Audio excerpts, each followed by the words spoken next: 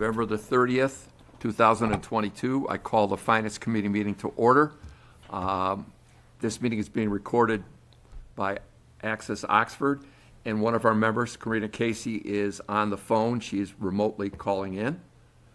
And first item on the agenda is the approval of last meeting minutes of November the 17th.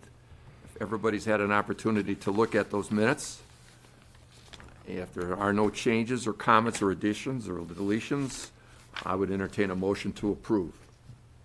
I'll make a motion to approve. Motion and seconded by Mark. Roll call. John Yule? Mr. Yule? Yes. Mr. McLaughlin? Yes. Mr. Steiner? Yes. Ms. Casey? Yes. Thank you. Okay, minutes are approved. Next item on the agenda, we have with us the Fire Chief, Fire Chief McDonald, who's going to do a presentation on his capital request for FY24. Chief McDonald?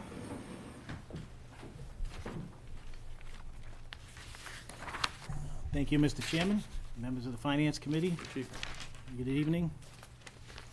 Thank you for having me before you this evening.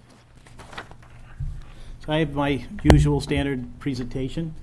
I figure we'd go over, and then we can I can get through most of this stuff, most of its pictures, and then we can address any questions at the end, if you like. So I'd like to go over tonight our mission like I typically do, the description of the work that we do, talk about our two capital requests for fiscal year '24, Ambulance 1 replacement and Station 2 renovations, and then any questions that you have. The mission of the Oxford Fire and Emergency Services is to protect life and property from fire or the risk of fire, prevent fires from occurring in our community, control and extinguish fires when they occur, provide for paramedic-level emergency medical service, and protect life, property, and the environment from the detrimental effects of hazardous materials. We are a combination career and on-call department consisting of 19 full-time members currently. We're still waiting to hear on the grant to add the additional staffing. We should hear something by the December 31st, but right now we're still at 19, including officers and approximately 15 on-call firefighters and EMS providers. We proudly serve the 26 square mile area of Oxford, which incorporates residential, industrial, and commercial types of occupancies in our community, and a population around 14,000. We are an all-hazards-based emergency service organization. We do it all, providing preparedness, mitigation, response, and recovery operations for fire, emergency medical, hazardous materials, and other natural man-made disasters. And we provide real property protection to 5,584 residential, commercial, industrial, and agricultural facilities valued at approximately $1.5 billion. That's basically the replacement costs of all of the real estate that we have in the town of Oxford. Staggering when you think about what's at risk in this community. Our core expertise is we provide community risk reduction and fire prevention inspections. That's what our fire prevention branch is all about. We do that through engineering and site plan review, public education and awareness. We also provide on the operations side for fire suppression, emergency medical services, that hazardous materials mitigation, and emergency preparedness response recovery mitigation services. Some interesting statistics. As of today, when I got into the station after a few meetings this morning, I ran into the lieutenant, and between the hours of 7 a.m. and 12 o'clock noon, we had already had 7 calls this morning. We were at 2,135 EMS calls alone. That's not counting the fire service, the fire suppression calls for service that we've had as of today, versus 2,130 EMS calls that we had at the end of the calendar year last year for calendar year 21. So you can see we're significantly up. 2021 was our busiest year ever until today.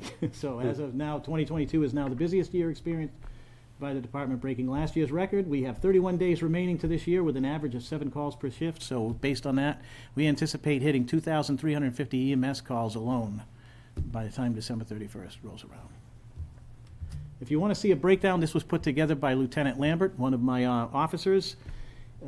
It goes back to 2007. He's kept some pretty good statistics about what our runs look like. And I believe these, we do it 2 ways. Usually when I come before you for the annual budget, that's on fiscal year. And then for the annual report, and when we look back, I think in terms of this chart, Lieutenant Lambert looked at this in terms of calendar year. So As you can see, we have been consistent from 2007 to today, arising, from an average of 5.6 calls per day to now 7.48, which is very similar to what I briefed to you earlier this year when we were doing the budget for this fiscal year 23.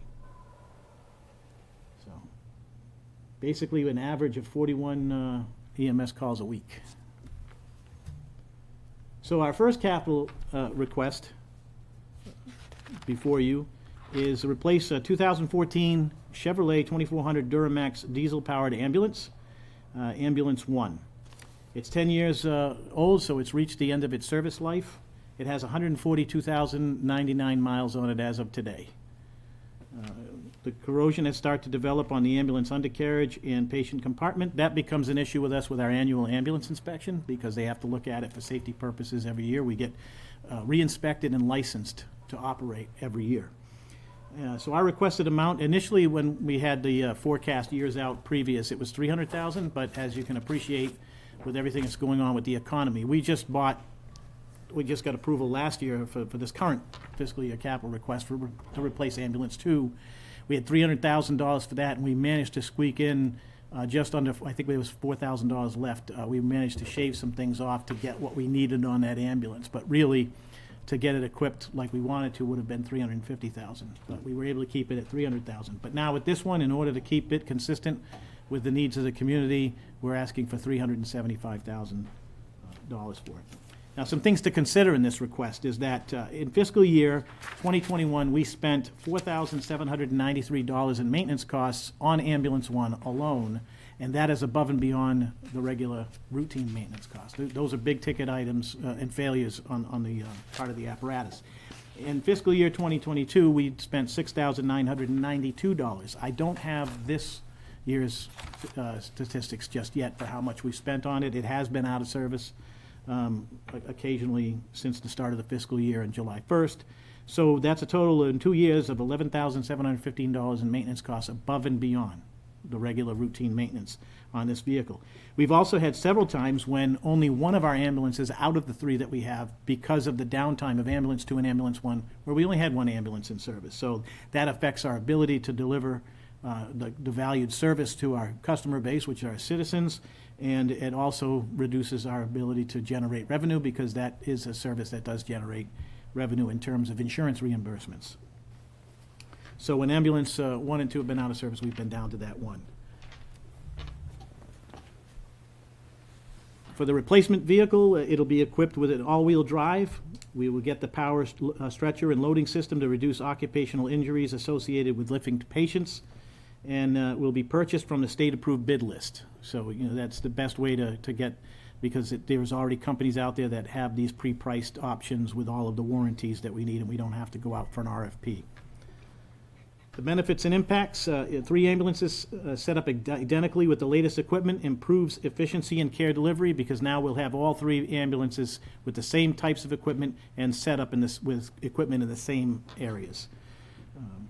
All 3 ambulances with power load stretcher, reduced fleet maintenance costs, and reduced out-of-service and downtimes, which is very important to us. We need to keep at least 2 ambulances in service in order to be able to meet the time response requirements within each district.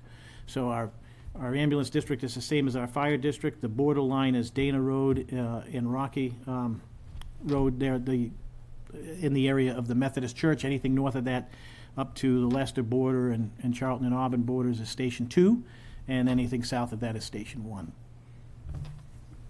So I've got some pictures here mainly to talk about Ambulance 1. We have a great maintenance department in the DPW. In all the years I've been doing this, I got to tell you, we're in good shape because they really do amazing things with the older equipment. Although it looks good, here's what we see. This is an overhead shot or an overall view of one of the side areas of the patient compartment. You can see the bubbling where the seam is at the top where it's starting to corrode. So if it's coming through the paint like that, it's worse underneath. So that's just a little bit of it. This is what we would call the manual stretcher. This is what currently is in that vehicle. When we get the new replacement for Ambulance 2, that'll have a power load stretcher. This will be right now we're still operating with the old ambulance too, because there's a 15-month out wait time for the replacement for that ambulance. So we're running with 2 manual stretchers, and only ambulance 3 has the power load stretcher. So once we get this replaced, that's what ambulance's 3 power load stretcher is. So that does all the work for you. You bring it out to the truck, and it grabs the stretcher on, lifts it up so you don't have to strain your back. That's like a $40,000 option, right? Something like It's that. getting, actually, we just got the last one, I think, for 50, and I think it's projected to go to 65,000. Yeah, it's, there's a lot of factors driving that. The batteries, they use lithium batteries and just the technology, and Is it hydraulics or is it? it's a combination of hydraulics and electric, yeah. I mean, some of the, there's pistons associated with it and electric motors. Yeah, Cuts down on injuries because lifting people. yes, Yeah. yeah, definitely. So, Chief, question on the ambulances. Are they all staggered in age? Like, is this, how? Yes, yes, yeah, ambulance 3 is our newest one, and it's about 5 years old. So we try to replace them, we try to work in, this right now, we're back to back in 2 years because we're on 3 ambulances, and it's a byproduct of when we bought them. So there's a couple of options that communities can look at to stagger the cost. We do make these purchases with the ambulance receipts. I'm not sure if that's 100%. I think typically it is that, but Katie can answer that better. So we Well, try yeah. to, Last year, we had, what, $1,240,988 in ambulance receipts. We took $800,000 to offset your budget for the EMTs and the EMTs. right. And then 300,000 went to the ambulance. So it's a combination of offsetting their operating budget for the paramedics and the EMTs and And making- replacing the ambulance. So it's kind of like a self-generating. And that generates a lot of offset money Yeah. through insurance and Medicare payments. Right. Yeah. The way that the reimbursement system works is it all depends on what level of insurance people have. Right. So, if you have a program that covers everything, if we go out on what would be an ALS2 call, let's say, and I'm just going to use this as just an example, not necessarily that it's the exact number, but let's say we bill out for $3,000. Usually if you have pretty good insurance, they'll cover the whole bill, and maybe there'll be a copay or something. And then people who are on government subsidized programs such as Medicare, Medicaid, Champus, or what's called TRICARE now for the military, then we only get to accept the contracted rate. So that number was, it's traditionally been $519 on average when you look at Medicare reimbursement versus what you bill out. So that's where you end up with the write-offs. But yeah, we've been doing decent with our reimbursements. I think we billed out like 1.2 million, but we've received in, those numbers still come in because even though it'll get attributed to the fiscal year, sometimes you don't get paid till the next fiscal year. So we keep track of that pretty good, and trying to make sure we're getting the top reimbursement rate that we need. So that's the ambulance. That is our top priority, really. I know we've had it on the books now to do Station 2 renovation for a couple of years. If we have to push that out, that would be my recommendation, actually, if we have to make some choices because of the economy being difficult. The critical path at Station 2 was the roof, because we had all of that significant leaks. We've got that taken care of. We also have now the energy updates that are being done to both fire stations in terms of the insulation to keep our heating costs down. I'm going to go over, though, I think it's important to have the discussion as to what the needs are of the facility, because we do need to eventually fix the situation that we have now. But I think our personnel, and knowing and understanding the mission, they know what the priorities are with the ambulance vehicles and maybe some other initiatives that we could put the money towards and maybe push this out in a couple more fiscal years till it's more efficient. The other thing is, $1.5 million is what we're looking for based upon what we think is going to take to fix the problems that we have. But that doesn't mean that we've settled on that number. We would try to find the most efficient way to get this done, whether it be the renovation or maybe one of the things we started looking at, maybe it would be prudent to put an addition on the building that would be lesser, cost, but still accomplish what we need to do. So I think we need Is to there look room at for that some more. in the footprint? Well, that's what we have to determine. I believe there You gotta is. be able to take the turns with the equipment and the. Yeah, and I'll show you on the overhead picture, when we get to the overhead pictures of where we might look to do. It'll be at the rear and to the left of the building Right. if it's even feasible. But we do own, that is all town property between the ball field and the parking lot all the way to the tree line in the back. So, and it's not like we would need a lot of addition space, just enough to kind of accomplish what the immediate needs are for that. Because I don't anticipate that department, that station rather, needing so much space for more than, 6 people, let's say, at some point in the future. So what it would include is renovation and/or addition of sleeping quarters and offices at the North Fire Station. Currently, the facility was designed and built to meet the needs of an on-call fire service versus career staffing. So what that means is, you maybe, what you do have is one office, a watch room where the radio is, a combined training and kitchen area, which now it's actually become the bunk room, the locker room, and everything else. Because it wasn't designed for people to spend the night there or to live there. It was designed for people to come from home, get on the apparatus, go to the fire, et cetera. The kitchen, sleeping, crew rest areas all occupy the same space and the locker room, as you'll see in the pictures. There's only one office in the building and one communication room. There's 2 bathrooms, a shower room, and a storage room combined. So again, requested amount was $1.5 million. Again, research to find a more cost-effective solution, such as prefabricated or steel building addition off the back. Recommend postponing for 1 to 3 years, and the replacement of ambulance 1 is the priority. We can't build up on the building 2. It's important to note that the foundation, the slab that it's built on, and the current configuration of the walls and everything will not support a second-story addition on the building, as I understand it. So we only have outward to go, and that's limited. So there's an overhead view of 656 Main Street, Station 2. This is, the front of the building is towards the bottom. That would be the west. The north is to the left. The east is to the rear of the building, and then south is to the right. So the area that's highlighted in green, that is the area that encompasses the office space and the kitchen area. That's how small and narrow it is. Everything else to the right of that is the parking bay. So it's a drive-through bay. And there's enough, if you had, average-sized vehicles, you could put 6 back to get back, but, the fire vehicles don't support that. So we could put in some large vehicles in the front and smaller vehicles in the back. Right now, we have the state hazmat vehicle in there. So if you look from the green line looking to the right, Right. Start from the green line going right.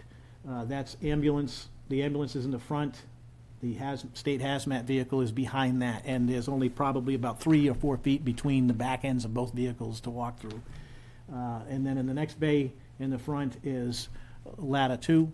Behind that is a space for either the MCI trailer that we have there, or it's left open. And somewhere in between those 2 vehicles is also the weight room. And I don't have pictures of that part of it. Then in the last bay, you have water 10-1, our tanker, and then behind that forestry 2. So that takes up, those are all the vehicles that are there. We have the District 7 collapsed trailer that's also stationed up there on the outside of the building in the rear. So that's what it looks like from the front. Again, you can see the green outlighted areas. That's the office side of the building, and then the parking bay to the right. As you walk in the front door on the right, this is the watch room. So this is looking from the hallway, and that door goes out into the first parking bay. So that's what the watch room and dispatch area is. The on-duty operation shift, the 2 people staffing the ambulance right now, this is where they do their patient care reports and any of their fire reports when they come back from calls or any other work or training that they have to do on the computer, as well as staffing the radio is done here. Now, we don't staff the radio during emergencies. It's only like receiving calls while they're in the station. The next room to that, next to it, that's the office that's up there. Right now, that's Deputy Chief Sellers' office, where Community Risk Reduction resides, the fire inspector. He does his work out of there, and that door goes into the bay behind him. So that also serves as a bunk room. So that little gray cabinet is what we call a Murphy bed. So when we do have, this is important to note because when we do have women on the department, and so when we have mixed company personnel working together, this also becomes now the female bunk room. So this is looking, as you get down to the end of the hallway, this is what would be at the end of the hallway, looking into the kitchen, the dining, sleeping, rec area, and locker room. It is all one room. It was basically designed to be the training room for the North Cruise in the day that it was built and designed, which it served its purpose for. So this is looking towards the back of the station. This would be looking from the opposite end. I'm standing next to the TV, looking back towards the hallway. There's the hallway to the right of the kitchen stove and refrigerator. And you see the two gray cabinets with the nice shelf in between. There's two recliners and furniture and the dining table. And this is what it looks like when it's in the bunk room configuration. So it's kind of a little bit awkward. You got to move the furniture around to get both beds down. And as you can see, there's the 9 lockers for the locker room too in there. So, and that's what it looks like from that angle with the beds down. We have 2 restrooms for use. That is their size. So they're as built from the building. So from the date the building was built. And then this is a combination. The door on the left is a storage closet, and then on the right is the shower room and changing area. And it's about as big as it is. It's just a little bit of spot behind the door. So I've talked about our mission, our description of what we do, the 2 capital requests we have, and we'll now entertain any further questions you have about both with the station and everything. Looks a lot better than the pictures that Deputy Chief Ballinger shared with us about 6 years ago. Night and day. Yeah.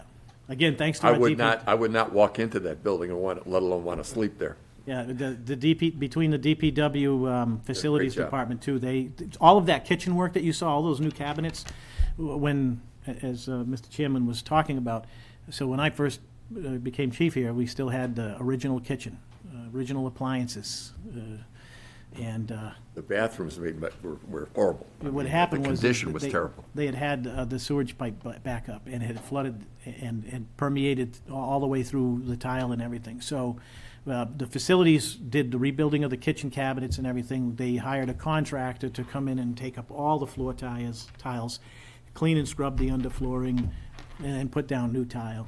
And then we had new windows put in, and these were up, and then the new roof. So some of that through a combination of grants, some of that through capital requests that were done. So, yeah, it's something we've been very appreciative to this committee, to the town manager, the finance team, and the DPW for helping really make that a good place. And it does need some more improvements, as you can see. But it's functional and it's habitable where it wasn't really, or it was closed.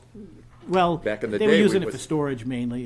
Yeah, it was not, it wasn't, you wouldn't want to, until you got the floor situation changed out after the sewage backup, you wouldn't have wanted to have people in there. We only had the one station operable for a while Correct. there. I mean, who would want to set foot in that building the way it was? Now it's functional and it's operational. It's night and day. Huge. And you'll see that the staff really take pride in that facility, just things that they've done to it. Today, it was funny, I drove by, they already had the Christmas lights. They put them up, today.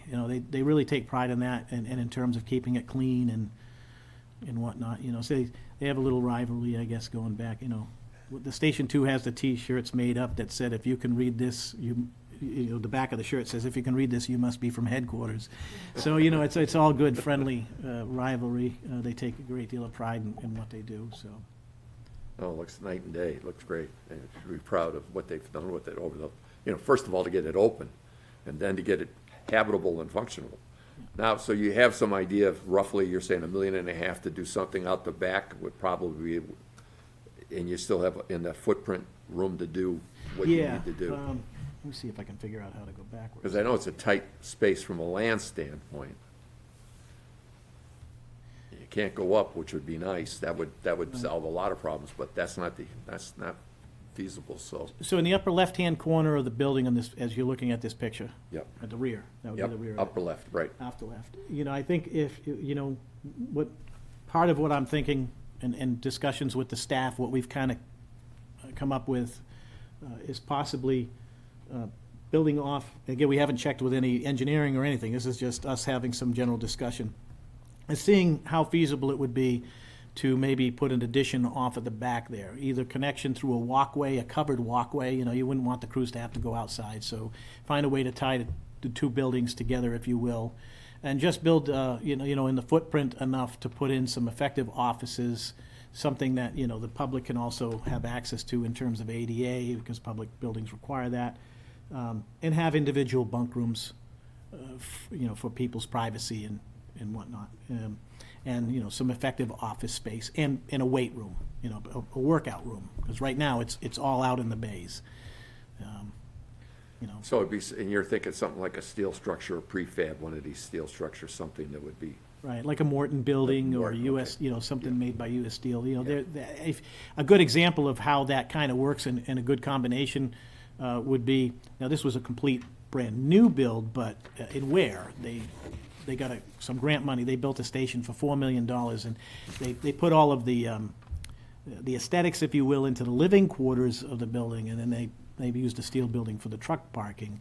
We would be looking at, doing something where we could make it, flipping it in reverse, so that we could accomplish what we need to do.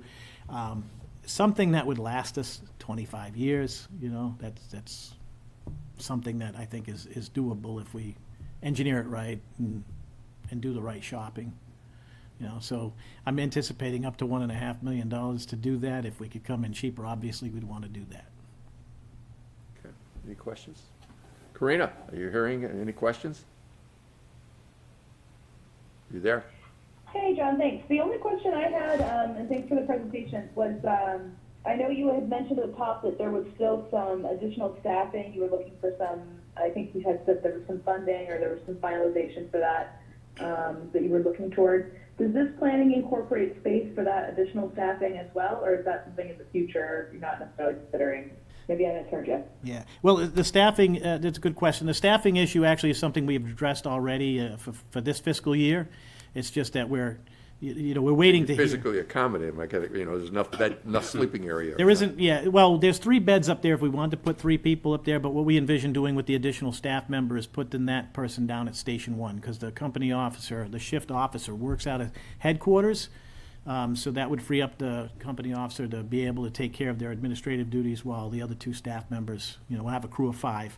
And again, 5 means that you can go down to 4 and have vacations without having to do overtime. So it's not like we'll have 5 people on duty all the time on each shift. It's really to make sure we have the 4 to staff both And cut down stations that forced and cut overtime. down that. So we do have that capacity at headquarters, and so that extra staffing is going to headquarters rather than up here, so. And that will help cut off that forced overtime that they were Right. concerned with. Yes, yes, absolutely. And the other thing is, in terms of growth, and we do have to think about the future, right? Because, we've talked, in my other presentations, I've told you the ideal setup would be, if we want to be able to, as a community, send a fire apparatus to a fire call up north, send a fire apparatus to a call down south within the right response times, and send an ambulance to, at least 2 ambulances staffed to go to ambulance calls, that means we should have 6 people at each station.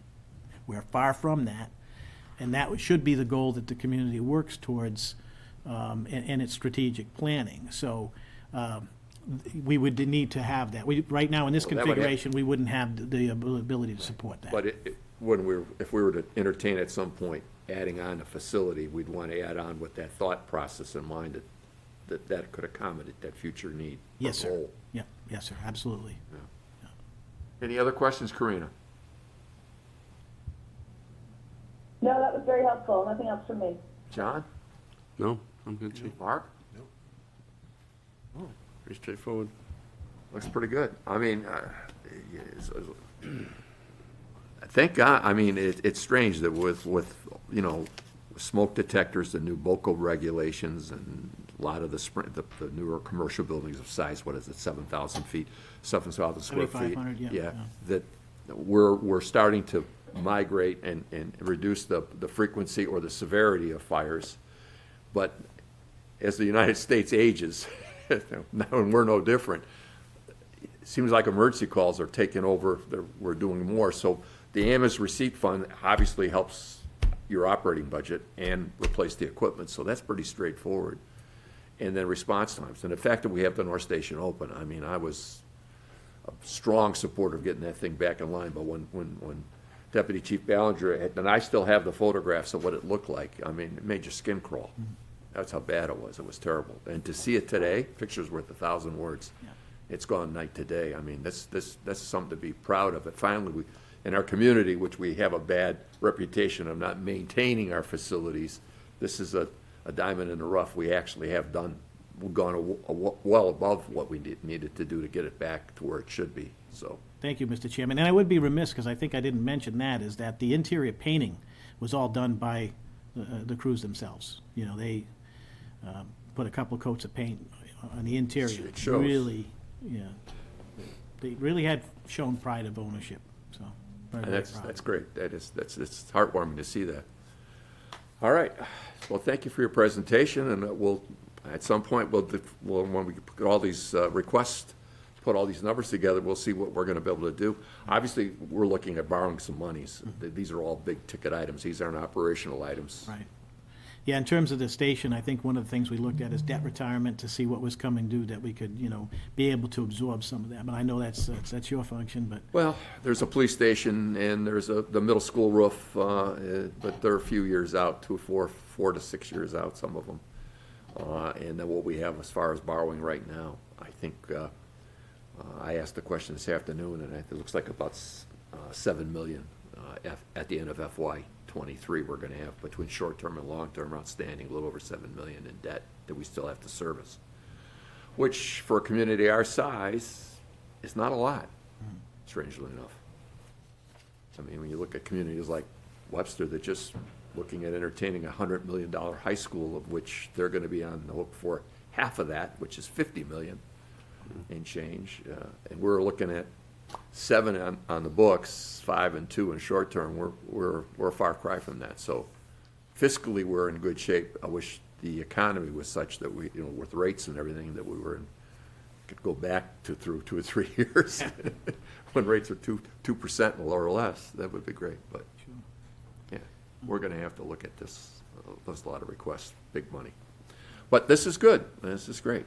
So thank you for your time and your presentation. well, Mr. Chairman, yeah, thank you all very much, and we can't do it without the support of yourselves, the community at large, all of our citizens who have been very supportive of us, and our town manager and the finance team, and our fellow employees. So thank you all very much for what you do, and thank you for your time this evening. Take care. Thank you, Chief. Happy holidays. Merry Thank Christmas. you too. Thank you. Happy holidays.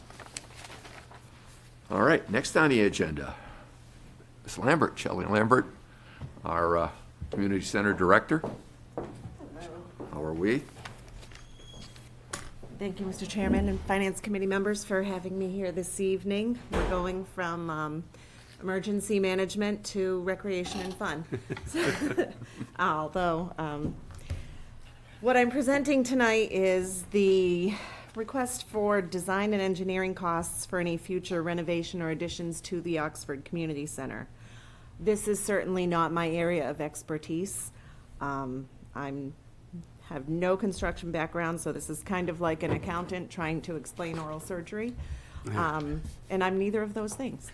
But I'm relying on the consultants and confirmation from our DPW director that this proposal is appropriate. Our consulting group of Berry Dunn will be submitting their final report in the next couple months. However, this is the time for a capital presentation, so I will be requesting the amount of $4,075,880 based on their estimation of the costs for design engineering of their concept drawings. I do have the presentation that they provided a few months ago. If you'd like to go through that, we can. We initiated the feasibility study as part of the master plan implementation. The community center was identified as a building that needed work and was valuable to the community. It's a strong structure. However, its aging systems, electrical, heat, plumbing, all require updating to meet current standards of workplace and recreation. So we need to figure out what to do with the building, whether it's add on, renovate, tear down, and the consulting firm determined that updating the existing kind of school building structure, tearing down the gym and increasing its size would be the most advantageous for the community.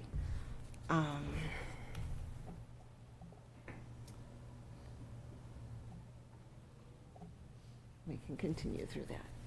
The building was constructed in 1948, and it's still very much a 1948 building. It ceased operation as a school in 2004.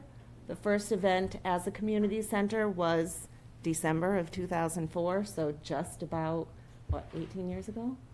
Gosh, that's crazy. In 2012, 2013, investment was made for the school administration department on the third floor. And at that time, for whatever reason, it was decided not to continue the renovations down through the rest of the building. I think we put an elevator in The elevator was put in at that time, yep. for $1 million, which we still have debt on, by the way, just FYI. Yes, I know. But this is what we do. We have programs for children aged 3, all through ages, adults into their 90s. I think our oldest active participant just turned 95. So we are a very active place, and we look forward to seeing all of our age groups come in. And these are all of the things that we've been doing since I took over as director and the end of COVID. So we've added programming on the Common and added to what we offer at Carbuncle Park. The people that have been involved in the feasibility study are, as you see there with the Barry Dunn team. This is who's been involved for the town of Oxford. Who's on, back to the town of Oxford, who's on the committee now? Because Mike's not here anymore. On currently, we have Got Mike, town Tony, manager, yeah, Lori. Jared, myself, Mike Lupus, Tony Sousa, and Okay. Laura Wilson. Okay. But nobody currently from the board yet? No one from the board has lit into Mike Daniels' place, no. And nobody from the planning board and nobody from the finance committee? Okay. I'm just, Right, and I don't know why that is. I didn't put together the team in the no, beginning. I understand. I'm just asking a Yeah. question. I'm not, Yep. But it would be great to have more input, and we Me, two heads are better absolutely than will one. need Yes. it Yeah, yeah. as we try to go forward. well, there's a design component, and then there's a cost component, and then there's a selling component. Absolutely. If you don't have all three components, you need all three, or otherwise. You need all three to make a complete project. Right. Absolutely. So as I mentioned, the heating, ventilation, air conditioning are all antiquated. We have had new electrical service coming into the building, the main input into the building. However, not all of the wires have been updated within the building. We need complete flooring, new ceilings throughout. What about the roof? The roof, the gym roof, the mechanicals on top of the gym. We have some fans up there that no longer work, and that's for ventilation. All of the restroom facilities need complete renovation. If you go into one pipe, I think code is that you replace them all to current standards.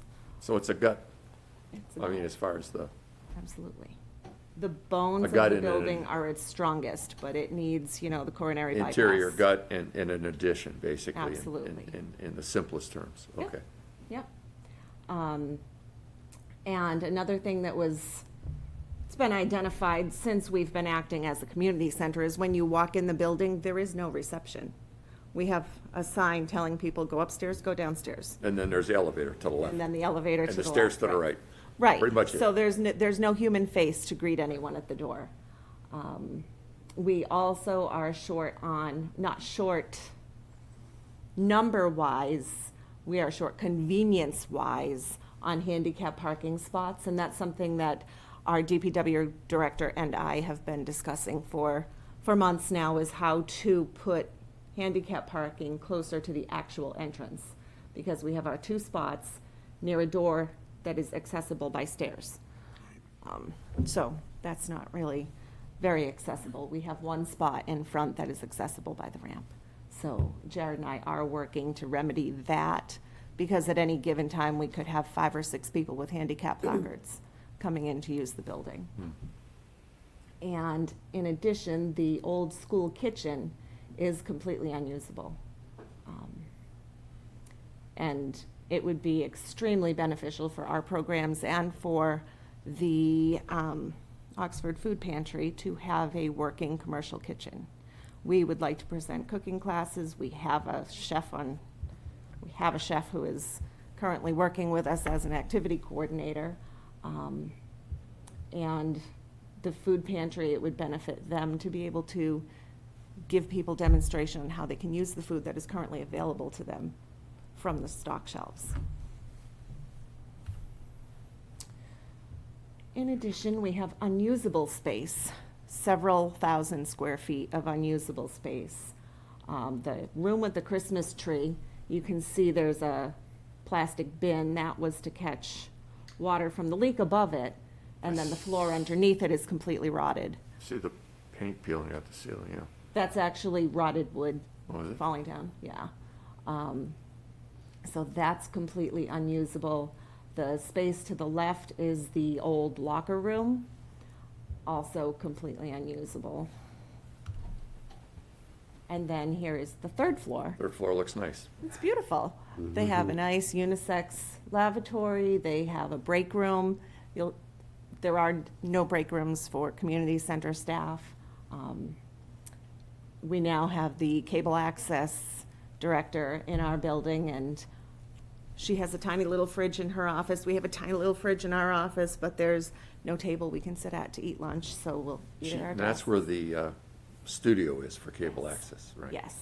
The studio is on our main level, not on the school Right, department right, level. right, right. Yeah, The 3rd floor is part of the, that's where all the school administration is, and yes. that is not part of the $6.5 million of indirect cost that was never included in it, but they don't, and obviously, it's like Rob and Paula pay Peter, they don't Right. pay rent or heat or anything for that 3rd floor.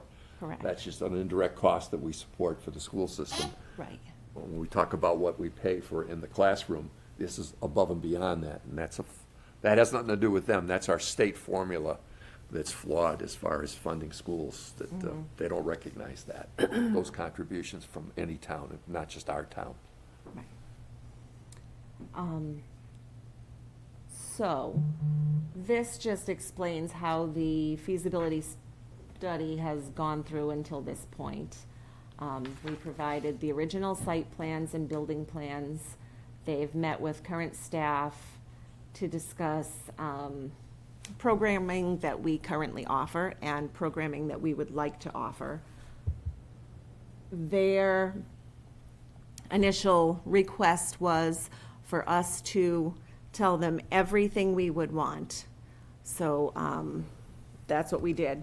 And they built a plan around that with the idea that you can always subtract. You can always subtract, it's much harder to add. So what they've come up with for a plan is quite large. It could be more than what we necessarily would need, but would it be a great advantage to the town as far as recreation and as far as making the community a more family-friendly and desirable community for families to move into? Absolutely. The existing building in blue, that's where the offices currently are. And kind of that gray portion, but not even the whole thing, is about where the gym is now. So what they've envisioned is tearing off the current gym and then expanding to have a double wide gym with 2 basketball court areas and a walking track around an elevated level.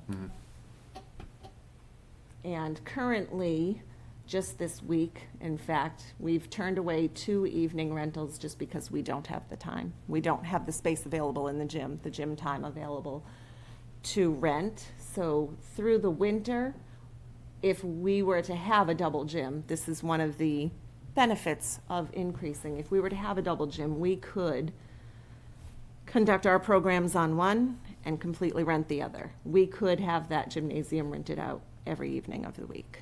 How many parking spaces will that eat up? The design, will the design eat up? Well, we have now removed the red building.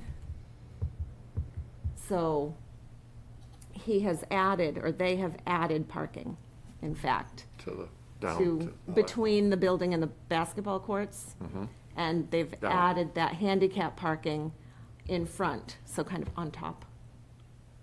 Where, between the cemetery and the building, they've added, those spots would all be handicap spots. Yeah, I think there's a state formula, depending on your occupancy, then the percentage, is. there's a formula. If you have There is a occupancy of state 100, formula, you need however, we percentage. would need to go over that based on the because of population the that we age, yeah, serve. yeah, you want it, but there's a minimum, Yep. And You we don't wanna be at currently the meet the minimum. minimum. We currently meet the minimum standard. but you want to be just more it's than not that. convenient. Yeah. Right. Yep. So, yeah, they've actually increased the number of parking spots. I don't know by what percentage, but they've also taken the area where you drive, if you look at the building from Maple Road, it's just a big wide paved nothing. And they've turned that into parking as well. So there are the diagrams. And this is kind of their vision with the new area being more modern, definitely more modern. Changing the traffic flow around the building. And they're gonna have a queue for people that drop people off and pick up, so that there's a flow through? Yes. Yep, the plan is for a traffic flow that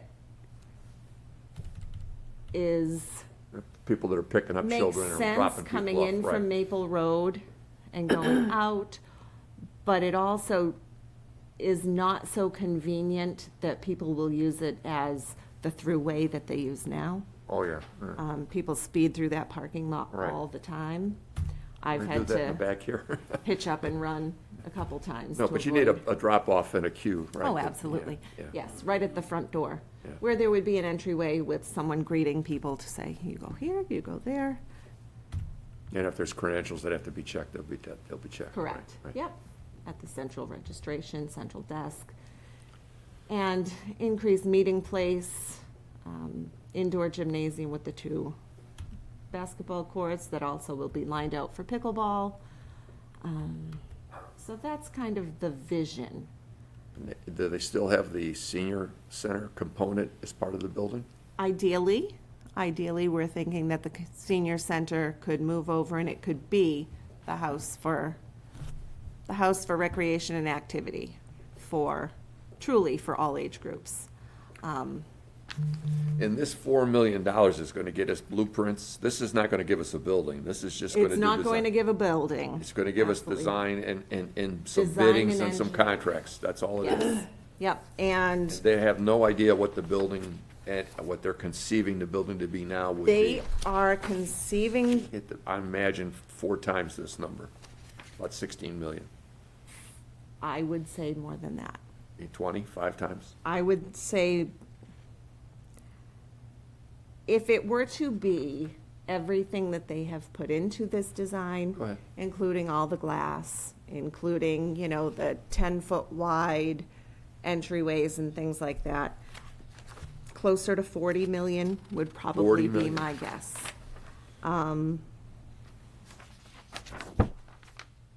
However, like I said, that is with everything in it that everybody said they would like to see.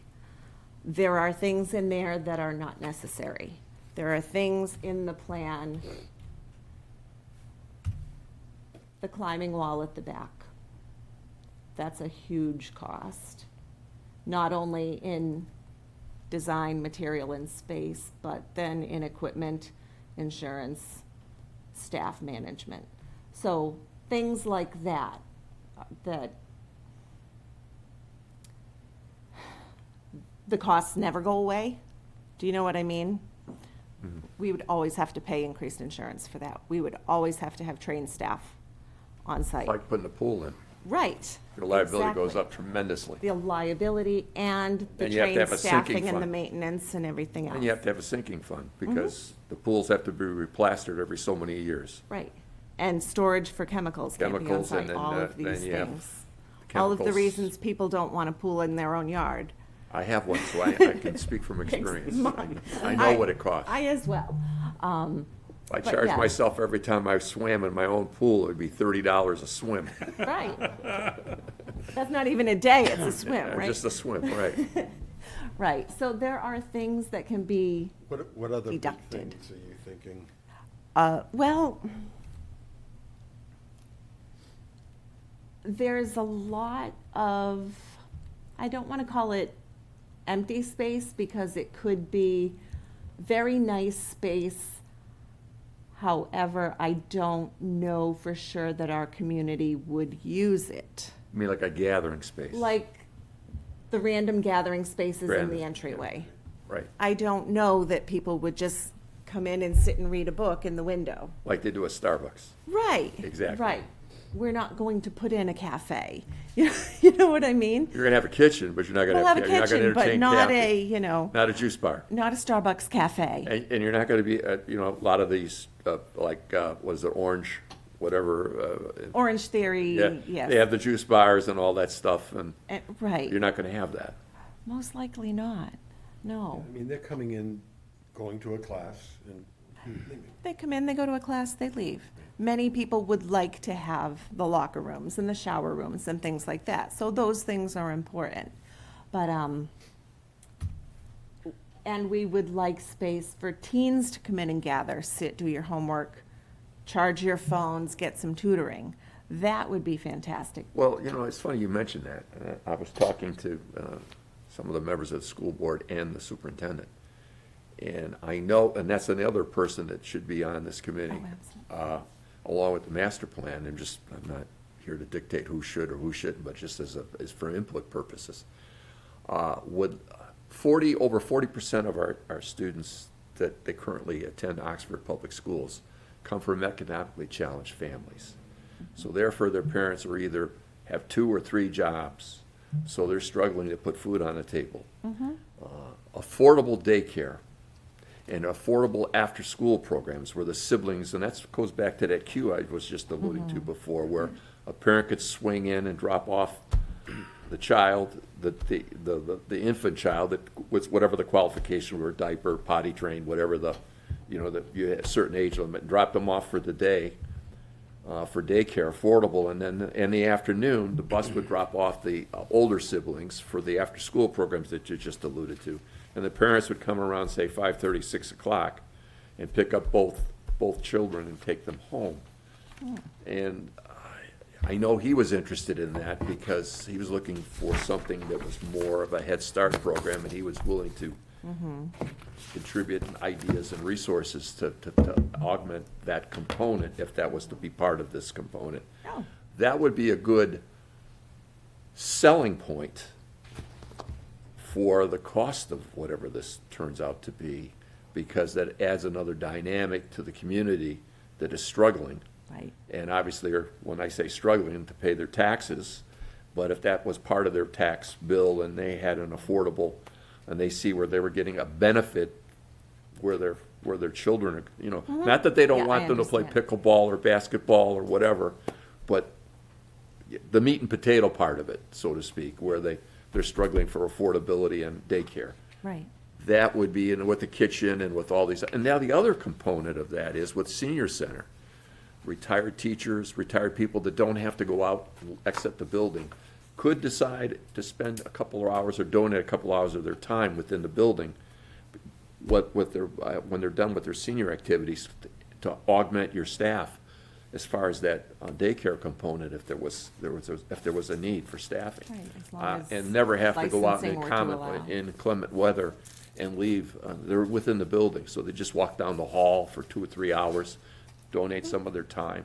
So now you got a community center in the, Right, in the sense of the word. intergenerational community center. And it's a community center, and it benefits Everyone. a broader spectrum of the community. And that would be a better opportunity to sell the concept, if you will. Because it is it's not a bitter pill, but it is a big pill. Oh, to it's a huge pill to swallow. swallow. It's a huge You pill know, to but swallow. it's not, I'm not saying it's not doable, but I mean, that was just a component. And it's funny, I had this conversation with, like I said, the people on that side of the equation, on the school side. And they see it as a benefit to help them jumpstart, if you will, like Mm-hmm. Head Start, the kids coming into class and everything. Right. So, and then the high mentor s- the people that are there, Right. the older children. In addition, the after high school. school has Volunteers. restarted, but no, they've restarted their early childhood education Yeah. as This one is of what their I'm career saying. training Now you gotta have a building that's a nucleus, and then you have a queue where people can pick up and drop off, and it's convenient for the parent as well, Absolutely. because they're all struggling. Right. And there I are- was shocked to find that those statistics, and they're only getting worse as far as those that are economically challenged families. Right. And it's just, we're a working community. Inflation is inflation, and times are what they are, and Right. we're looking at something like this, then how do you broaden the appeal and the opportunity and the value of a building like this? And that's just my thought. I don't know. I'm sure others have maybe better ideas or different ideas. Well, but- there's so many ideas, and once Barry Dunn submits their final report, But it would be and it nice would to be have somebody great from the to- board on here, on your committee. and it would be great to expand Yeah, the get number somebody of from eyes schools. looking Yes. at So you and get a better product. dissecting their report. So that when we do get the okay to go looking for architects and putting that out for bid, we know exactly what we want You've to done your tell them homework. to build for us. And you've gotten all the input from all. Exactly right. all- And we know what people want And put them in priorities. versus what they need. What they can afford, what they want, and put it in a priority, because there's no way you're gonna be able to get, No, everybody's you not gonna can't get give everything. everyone everything. I'm sure there's still people out there looking for a swimming pool, trust me. There are very many. That was one of the, Oh, yeah, one of the big takeaways. Where's the pool? Where's the pool? exactly. But we will be, once we dissect that report, we will certainly need to be coming back, if we are able to hire the architects and get a drawing and get blueprints and get the schematic and all of those things, to try to go forward, to give the community a true intergenerational modern community center that will meet the needs of the vast majority of the community. And we'll certainly be looking for funding options, funding opportunities through grants and other things. Sure. So the town manager always has her eyes on grants Grants. and, And some of these components, I don't know if it's daycare, but I'm sure there's one or two components in this whole list of wants. Probably gonna hit the right key where there's gonna open an opportunity for a grant for that particular for that particular thing, whatever that component is. It could be daycare, could be something else, but Could be that could, something else. Yep, yeah, could be the seniors component of it. yep. All right. Karina, any questions? Karina? No questions for me. I think it's very comprehensive. Look forward to seeing what comes from this, certainly. All right. John? Sure. Shelley, is the gym used now? Yes. It is. And it is the original floor and everything? Original floor, original ceiling. The lights have been replaced a couple times. Original windows. Yes. On the second and first floor, but the third, then they replaced the windows on the third floor? I Yes, think we were they- referring to the gymnasium. Oh, the gymnasium, okay, yeah, yeah. Yep. But it's used every night. We're expanding our hours to accommodate some rentals. So I've been in it a few times, and I'm trying to think, I went downstairs to the workout area, but that was, his gym is off to the right when you go in the main entrance? When you go in the main entrance, you go up one flight, And then, and then it's to the right. right. Yep. John? Mark?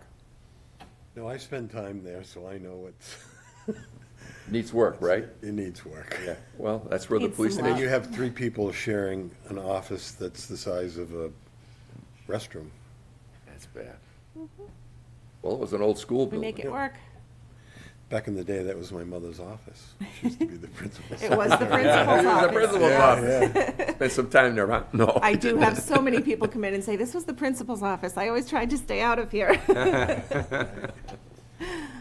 Yeah, so it's a building that's not configured for, For what it's being used for. at and the we have the moment. same problem with the middle school right Mm-hmm. now, with the old high school. It's not configured for its purpose. You know, it has labs that middle schools don't have lab. Right, right. And there could probably be 2 or 3 classrooms in that space that aren't. So we've got some old buildings. We have 2 elementary schools, 70 years old. This building is what? It's more than 70, 46? 48, 48, yeah. yeah. And then we've got a middle school that's 54 years old. So we're an aging community and our facilities are aging with us. Absolutely, yeah. And if we don't, you know, at some point, we're gonna, and it's too bad we weren't proactive over the last, say, 15 years. Now everything's coming together, and now we're Right. looking at monies that we would, to do everything we need to do. Yeah. Reset the clock, so to speak, the mass borrowings. Right, And you know, it's lousy timing with the committee, right. the interest rates where they are and stuff, but. So this is just to get this done, and the, This is just to get the begin- pencil to the paper and Get the get the pencil to the concept. paper. Some of the costs in that, What is the finality of this? I mean, because we're alluding to getting more people involved and getting more input and getting some of these other boards involved, so that I would say- you need stakeholders. yes, absolutely. I would say You need stakeholders. beginning of January, I'd like to be putting out a call for more eyes Yeah. because we're expecting their finalized report Well, the mid-January. Board, for sure, the Yes. Board of Selectmen, and then Yes. the So Master once we Plan have the Committee, finalized report, I'd like to hit the ground running with people. Planning Board. Putting their eyes on it. maybe Finance Committee. I mean, you need stakeholders. Mm-hmm. And everybody's ideas, and then even if everybody agrees to, say, these 10 ideas, then you still have to put them in some kind of priority. Right. So what's first, what's second, what's third, what's fourth? Mm-hmm. What gets 1 coat of paint, what gets 2 coats of paint, so to speak, you know? I mean, I don't know. But those conversations, if everybody's gonna support it going forward, have to be had, so everybody knows they got what they wanted, and they took a back seat on that item, but got that another item, and everybody then's, Right. you got a Moving united front, so to speak, to get it over the finish line. Otherwise, you're not. It's not gonna happen. Right. All right. No other thoughts, comments of Shelley? Well, you do a great job, Shelley, and I'm looking forward to your Christmas program. Oh, me too. That's coming up soon, right? We have the tree lighting and the Yes, fire department's parade on Sunday evening. yeah, looking And a forward. new and improved winter festival? And a new and improved winter festival, January 21st. We have all kinds of Hopefully we have things some going on good up in ice Texas. skating weather for a change. No. Now that we've gotten that donated ice skating ring. I know. That would be nice. Well, they're gonna move it. They're moving it, because what happened last year was, Much sun? no, one end was a Low. foot Deep of end. water. It was a And the pool. other end was only 4 inches of water. Right, so there was not the opportunity for that deep end to freeze appropriate. Right. Okay, all right. So they're We go up figuring there out and- a better position for it. Better lay of the land, so to speak. Right, right, Go up there DPW and will jump do on it that. every day and hope you didn't fall through, just My because, husband went through one time when he tried. just because everyone on Facebook is saying it's there, how come we can't use it? Yeah, I sneak over to Buffinville, the dam over there, and skate on that little backwater. Yeah. Thank you again. Thank you. Thank Appreciate it. you Have a good holiday. So We much. really You as appreciate your well. time. Thank you. All right, what are we at now? Looks like next next week, the 7th, we have the school committee coming back to give their presentation on Yep. roofs, the 2 elementary school roofs and the the high school. Yeah, so we'll see where they are, and then we'll go over. Do we know the foundation status of that building?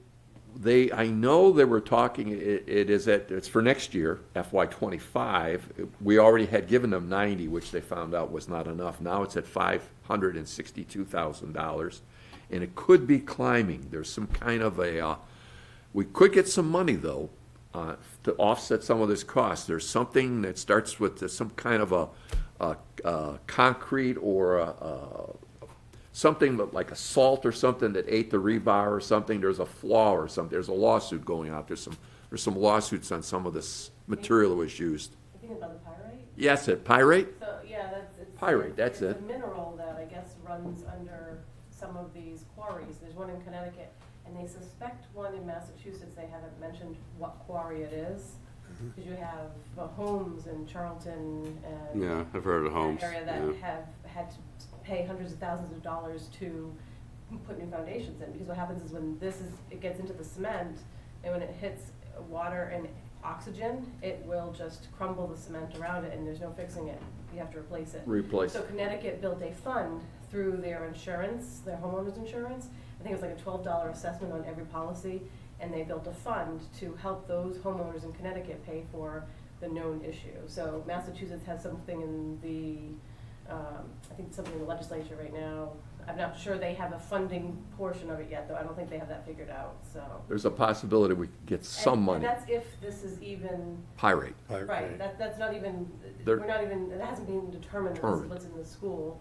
Because I think they said it's somewhere between 10 and 15 years after the foundation was built, and I think these foundations are older than that. Yeah, the This- buildings are 70 years old. The I'm- buildings are, but I think wasn't this like The was addition, done like 20 years ago? yeah, the addition was 20 years ago. But I think if there's further testing, it doesn't. They're going to do that. I talked to Mike Lippis about it, our facilities manager. They're in the process of doing some testing. So, but it went from 90,000, which we gave them 2 years ago, to 562,000. And it could be worse with the pyrite, but there could be some money to offset it. So that's still a moving target. And we still have our fingers crossed on the 468,000 we gave them for Barton and Chafee for the siding.